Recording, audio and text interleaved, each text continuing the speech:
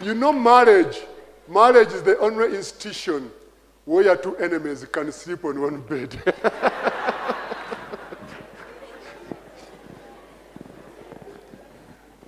And they wake up in the morning and everybody thinks they are together. Wapi?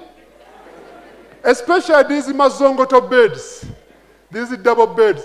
They are so good at separating people. One may face extreme east and another extreme west. And they will say, whoever wants will begin. And they are disunited right from the bed.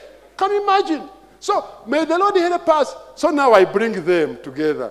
But one day this couple is dead. That's why I'll be talking about them. They died long time ago. I wedded them in 1996. They died. They had some issues. But the man and woman came in my home. And they said, and the man said, I've come to report my wife. What's the problem? When she's annoyed, she gets all the cups and breaks them. And all the breads.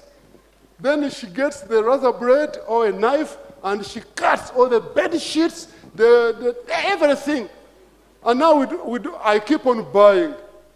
After 5 minutes or less, she comes back to, she becomes sober again. And then she asks me, husband, do you have some money so that I can buy a cup? I don't have any cup.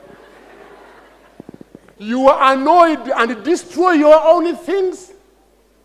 You are annoyed and forget that when you break the cups, it will affect your life. So may the Lord help us that we, this year as Ugandans, as God's people, we should know the right thing to do.